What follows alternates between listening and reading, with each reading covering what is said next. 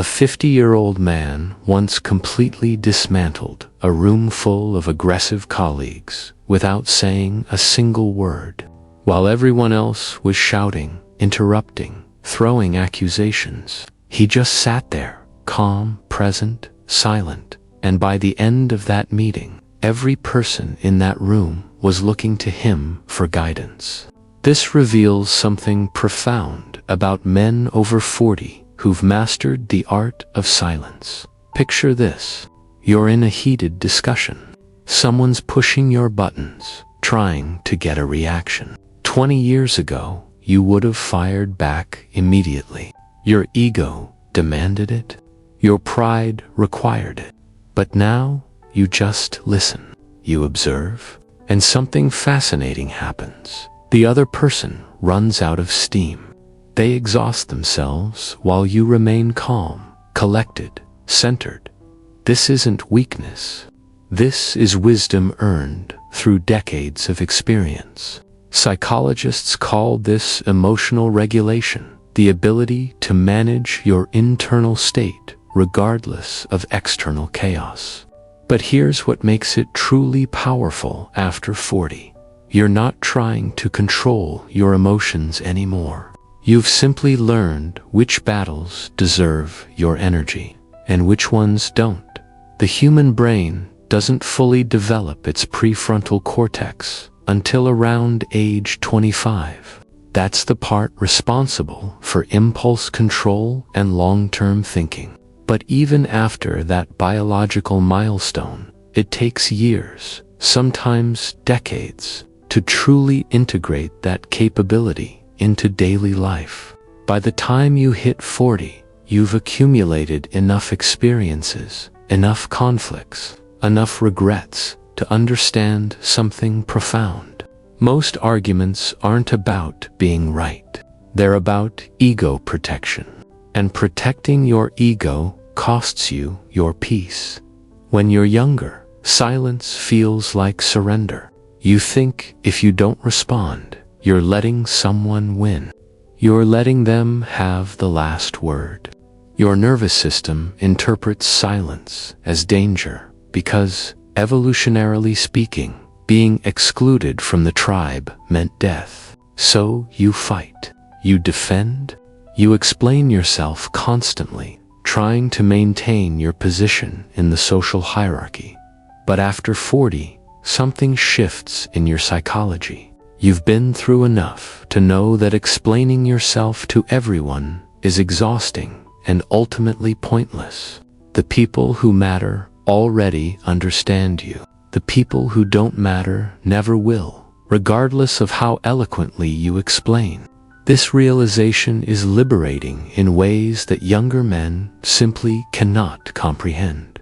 There's a concept in Stoic philosophy that Marcus Aurelius wrote about 2,000 years ago. He observed that when someone insults you or tries to provoke you, they're not actually affecting you at all. They're only affecting themselves. Your peace of mind is entirely your own, to keep or give away. This isn't just ancient wisdom. Modern neuroscience backs this up completely. Research in emotional intelligence shows that people with high self-awareness spend significantly less time in reactive states. They've trained their minds to create a pause between stimulus and response. That pause, that gap, that's where your power lives. When you're 40 plus, you've had enough painful experiences to value that pause. You've said things in anger you regretted. You've won arguments, but lost relationships.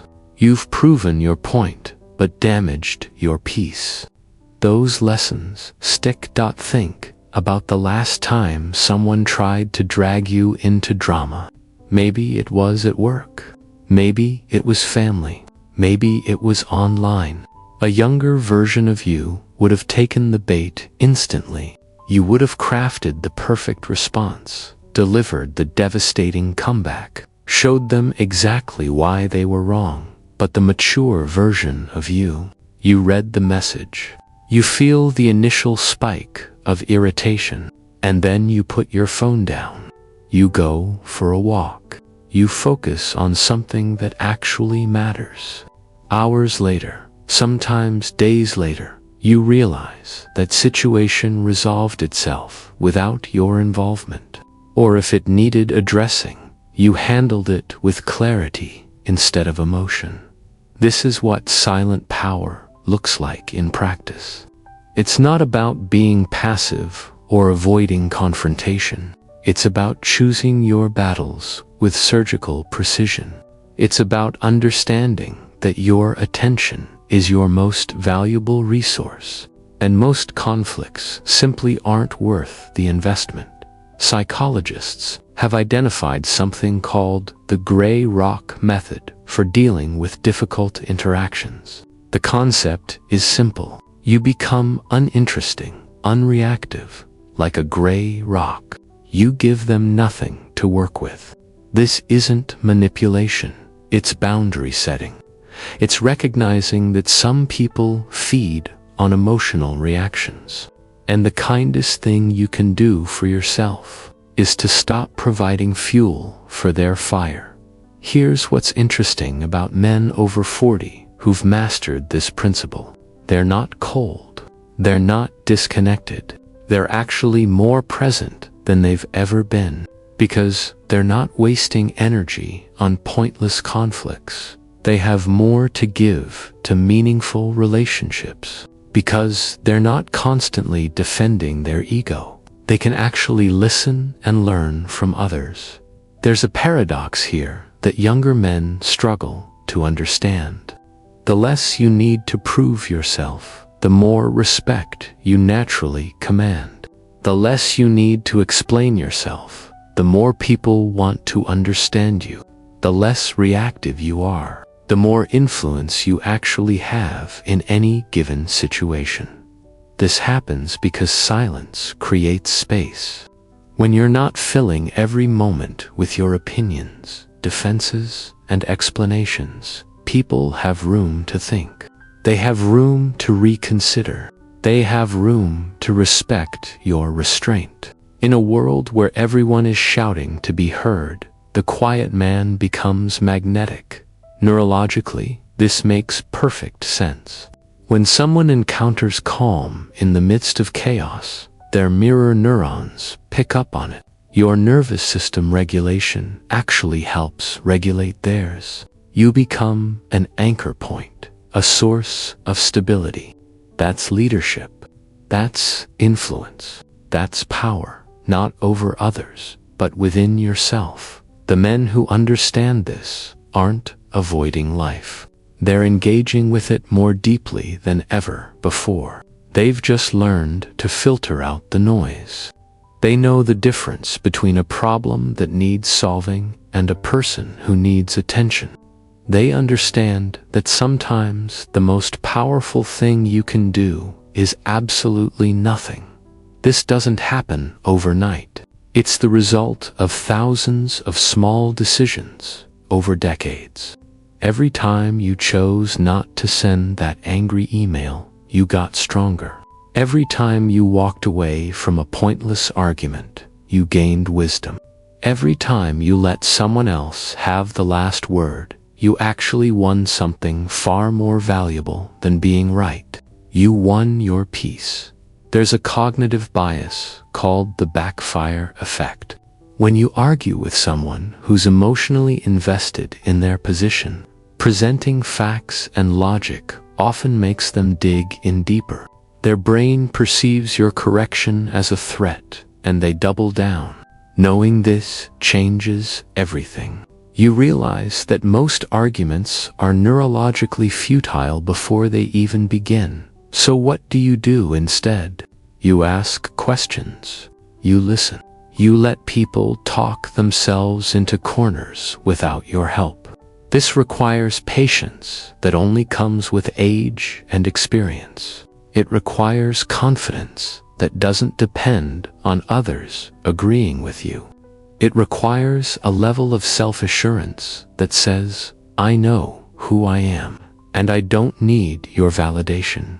Consider how much mental energy you use to spend rehearsing arguments in your head, crafting perfect comebacks, imagining scenarios where you definitively proved your point. That's all wasted cognitive resources.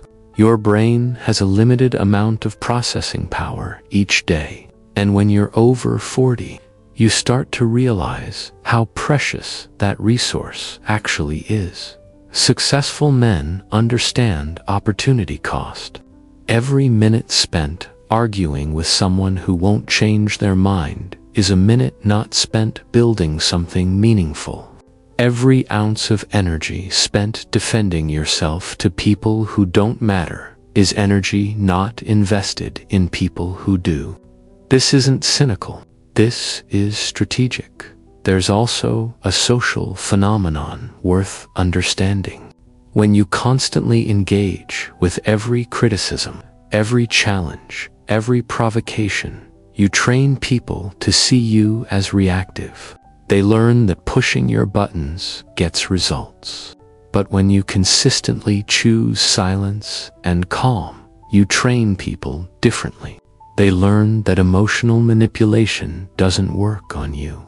They learn to approach you with respect or not at all. This creates a filtering effect. The drama seekers naturally drift away because you're not giving them what they need. The quality people stick around because they appreciate your stability. Your social circle improves, not through confrontation, but through non-engagement with toxicity. Now let's talk about what happens in your body when you master this. Chronic stress from constant conflict keeps your cortisol levels elevated. This affects everything from your sleep to your immune system to your decision-making ability.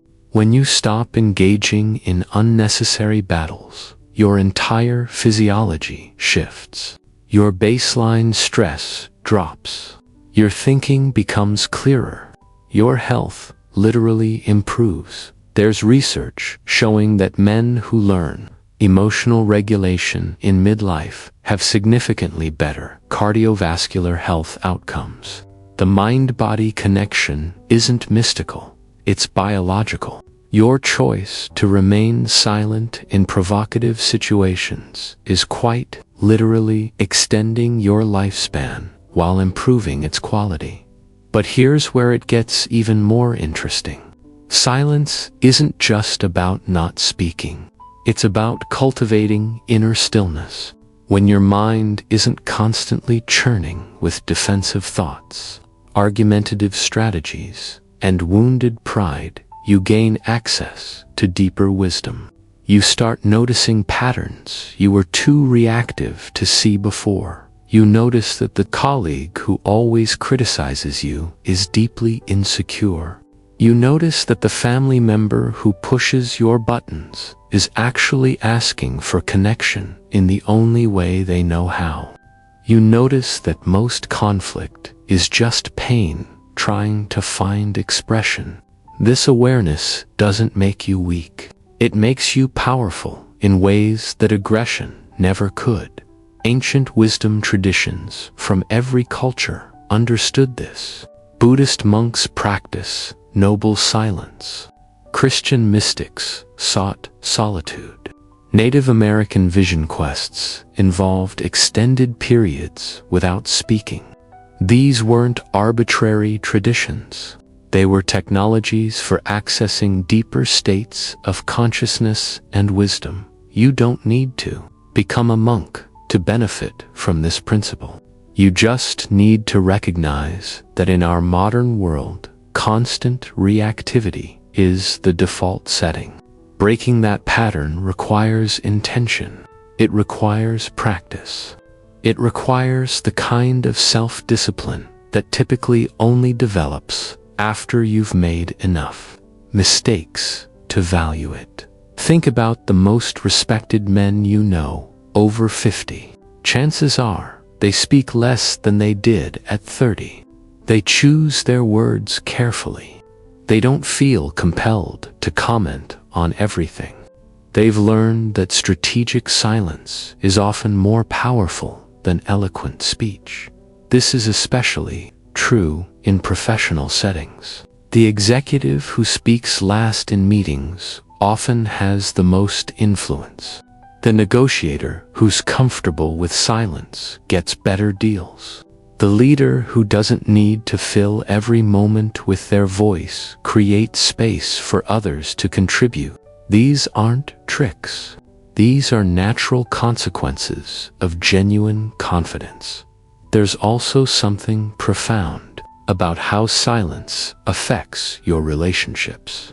When you stop trying to control every narrative, defend every action, explain every decision, you give people the freedom to understand you on their own terms. The people who genuinely care will seek to understand. The people who don't will reveal themselves through their assumptions. This natural sorting process saves you years of investing in relationships that were never going to be mutually supportive.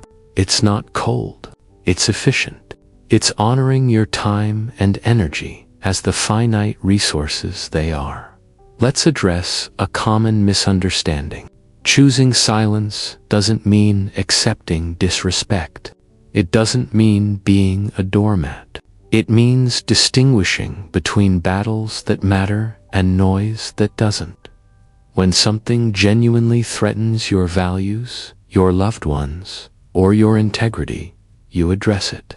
But you do so from a place of clarity, not reactivity. The difference is profound.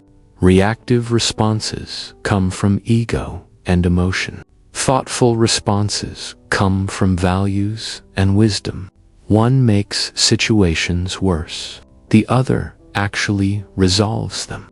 After 40, you've seen this play out enough times to know which approach serves you better. There's a concept in martial arts called zanshin, a state of relaxed alertness. You're ready to respond if necessary, but you're not tense or aggressive. You're present without being reactive. This is the mental state that silence cultivates. You're engaged with life, but you're not being pushed around by every provocation.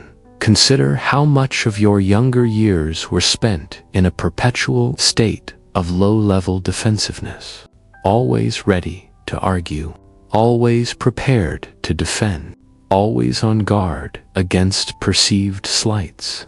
That's exhausting. That's no way to live. And importantly, it doesn't actually protect you from anything real. The man who's mastered silent power isn't fragile. He's not easily threatened because his sense of self doesn't depend on others' opinions. He's done the internal work to know who he is. He's made peace with his strengths and his limitations. He doesn't need constant external validation because he's developed internal stability. That this internal stability is the real transformation that happens after 44 men who do the work. It's not that life gets easier, it's that you get stronger. You develop psychological calluses from all the times you've been tested. Those calluses don't make you hard. They make you resilient. Understanding the neuroscience helps here. Your amygdala, the brain's alarm system, becomes less reactive with age if you practice emotional regulation. Neural pathways strengthen based on repeated use. Every time you choose calm over chaos, you're literally rewiring your brain to default to that state. This is neuroplasticity in action, and it's available at any age. But here's the key. This rewiring only happens through practice. You can't think your way into silent power. You have to live your way into it. Each moment of choosing not to react is a repetition in your mental gym. Each time you let something go that younger you would have fought about, you're building strength. The beautiful part is that this strength compounds over time.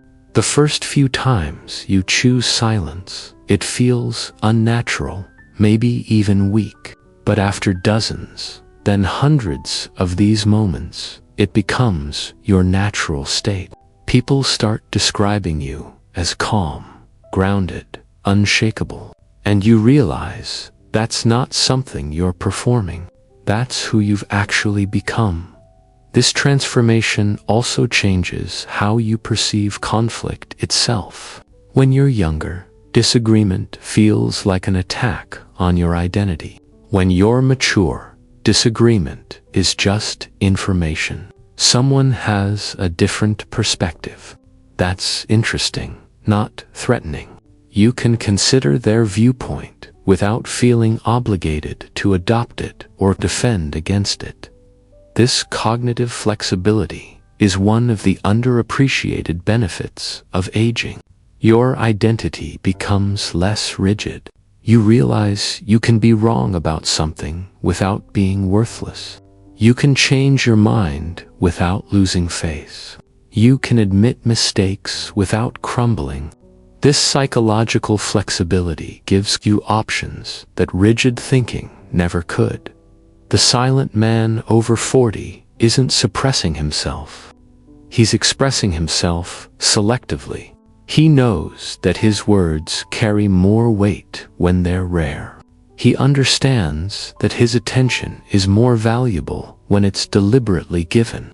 He recognizes that his energy is more powerful when it's strategically deployed. One sprays ammunition everywhere, hoping something hits. The other takes careful aim and makes every shot count. In your 20s and 30s, you were the machine gun. After 40, you become the sniper. Same power, completely different application. This also means accepting that you won't change most people's minds, and that's perfectly fine. Your job isn't to convince everyone. Your job is to live according to your values and let the results speak for themselves. The right people will notice. The right opportunities will emerge. The right relationships will develop, all without you forcing, arguing, or convincing. There's a trust that develops when you embrace this approach. Trust in yourself. Trust in the process. Trust that you don't need to control every outcome through verbal combat. This trust is earned through experience, through watching how situations resolve themselves when you stop interfering with forced solutions. The man who's mastered this doesn't need the last word. He doesn't need to win every exchange. He doesn't need others to acknowledge his wisdom. He carries his truth quietly, and that quiet confidence is more convincing than any argument he could make. People feel it. They respond to it. They respect it, often without understanding why. This is the silent power that emerges after 40. It's not about becoming passive or checked out. It's about becoming intentional and present. It's about understanding that your peace is more valuable than being right. It's about recognizing that your energy is too precious to waste on battles that don't matter. And it's about trusting that the battles that do matter will be far more effectively won from a place of calm strength than reactive emotion. The world needs more men who understand this. Men who can hold space without needing to fill it. Men who can witness conflict without escalating it. Men who can stand firm in their values without attacking others. This is maturity. This is wisdom. This is the silent power that only comes after you've lived long enough to understand what truly matters and what's just noise.